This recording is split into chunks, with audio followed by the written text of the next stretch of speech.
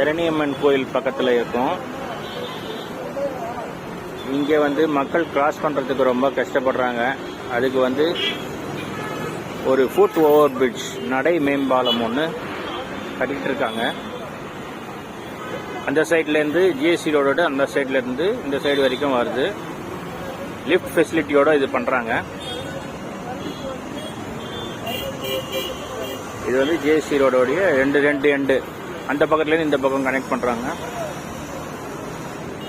Connect பண்ணி இப்படி எடுத்துகிட்டு சாய்பாபா கோயில் பக்கத்தில் இறக்குறாங்க.